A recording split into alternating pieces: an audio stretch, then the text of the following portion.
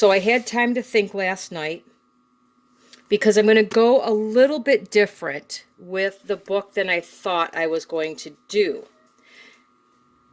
And let me explain real quick what happened. This is a lot of my World War II stuff here, and 1940s and 50s, early 50s stuff.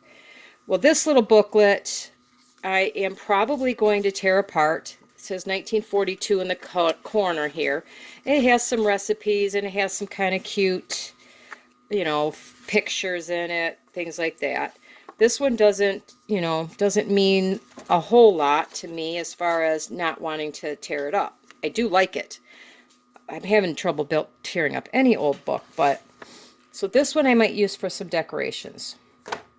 I had this little book that I purchased off of eBay, and I really, really like the pictures in here.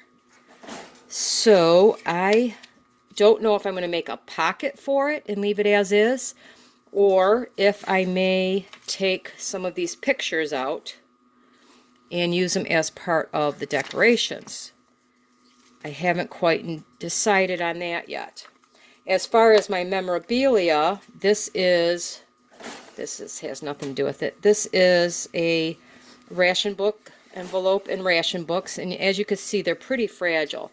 So for sure, I'm going to make probably like a glass scene or something clear that I could slide this in. I might even make some kind of a flip so I can see both sides.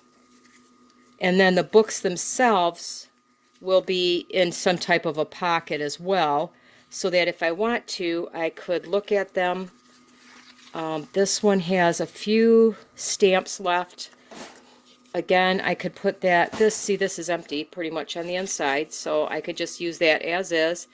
And then these I will probably put in some kind of a protective pocket. I don't want to glue them down by themselves.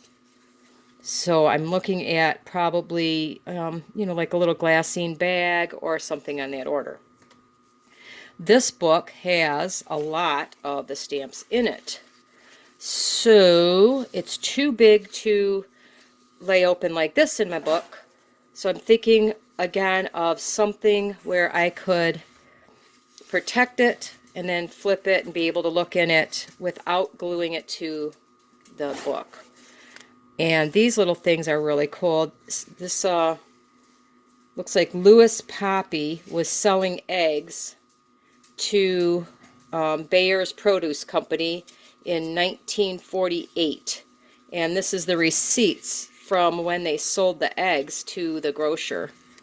So I thought that was really cool. These are definitely going to get used somehow in here as well. So, I know you're probably waiting to see what I'm going to do with the book, but I want to kind of explain where I've taken a change here. Now, most of my books, most of everything I have are in books. And at one time, I had thought about, this is all the different pamphlets that were handed out during the war, how to darn holes with Mrs. So-and-so, and they're sewn into this book. And I wanted to take the pamphlets apart and put them together as if they had just come in the mail or I found them at the post office or whatever. But I had these two big books full. That in itself is going to be too thick. If I put all those pamphlets in there, it's going to be way too thick for my memorabilia journal. So I'm going to leave these alone. I could still flip through them anytime I like. Especially like the recipes. I can put these on aged looking recipe cards and stick those in there, which you can see I have tagged a lot of the recipes that I've actually tried and plan on trying. So I'll take some of those that I've tried and I will write out the recipes, make them look old, and I will make pockets to stick those in. And the rest of my books, these are just the recipes. I don't know. I love the pictures in here, though. So if this is a complete, if I have all of these recipes in the other books, I may cut some of these out to put into this journal. But, I don't have to make that decision right now. And then I have a couple more, books from the recipes and such. So I think I'm going to leave the books alone. what I decided to do is I'm going to make this a 1940s, 1930s, 40s, 50s type journal.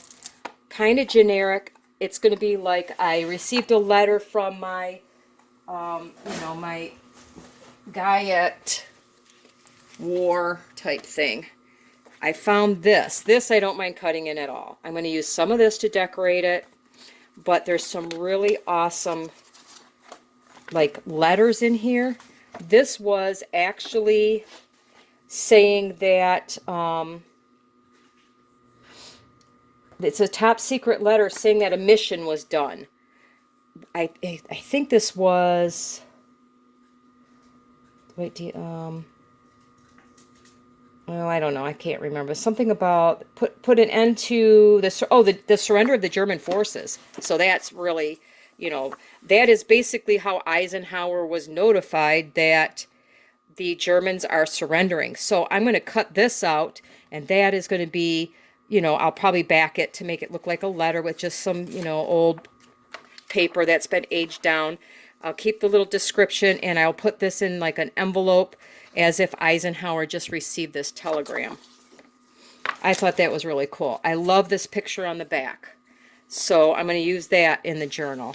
And there's other pictures. There's not a lot in this one. There's not a ton. There's a few that, so I don't mind cutting this up at all. Let me see. There's a couple more in here. There's another letter. It's a full-size page that I wanted to I should have marked it. It was when they decided to bomb Hiroshima and Nagasaki. And here it is right here. So this obviously has some significance. This again, I'm going to make sure that this goes into as if it was sent in the mail. I'll make a nice old aged envelope. This will go inside of it. And then these things will be placed inside my book. So it'll be like maybe a 1940s housewife and the things that she collected, recipes and such to put in her book. So that's where I'm going with it now.